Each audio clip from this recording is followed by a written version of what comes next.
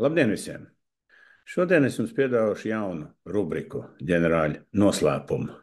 Iespējams par tādiem nezināmiem faktiem, ko jūs nezināt. Bet, ja arī zinat, tad būs interesanti zināt manu komentāru.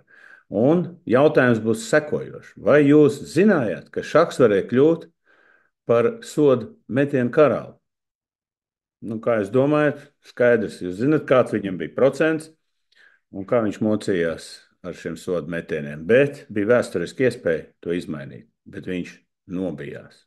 Tātad vēsturiskā atkāpe būtu tāda, ka tādu sodu metienu tehniku, tā saucamiem no bruņķiem, izpildīja Latvijas labākais centra spēlētājs Jānis Krūmiņš ar diezgan labu procentu, un arī savā laikā izmainīja Vails Čemberlens, kurš no sākuma nevarēja 30, 40%, pēc tam pārgāja uz 60, 70%. Bet fakts tas, ka viņš iemet 100 punktus, viņš no 32 sodu metieniem iemet 28 tieši ar šādu tehniku. Nu, un pats pirmsācējs bija Riks Berrijs, kurš 25,000 punktus iemet NBA, bet viņš varēja vairāk iemest, jo tur bija ar abu citu līgu dalīšanās, bet viņa rādītājs bija 90%. Nu, un tad nāca lielie čaļi, tāds kā šachs un vēl citu, pie stūres, kuri bija spēcīgi, ar lielām rokām, ar lieliem pirkstiem, un tā arī sodu metienu tehnika viņiem diezgan sāka klibot.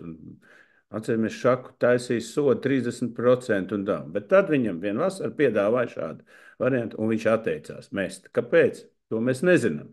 Bet ja viņš tiešām būtu iespējams iesācis šādu tehniku un uzlabojis savu procentu līdz 80, 60, 70, 80%, tāda iespējams visā līgā tas būtu jauns trends.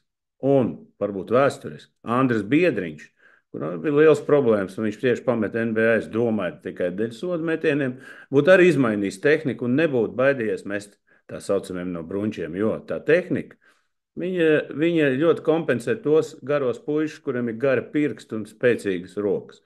Jā, tā kā tāds noslēpums bija, un man žēl, ka tas tā nenotika. Iespējams, viens no labākajiem Latvijas centra spēlētājiem būtu ilgāk aizturējies NBA un iespējams būtu kļūst par NBA čempionu Warriors sastāvā.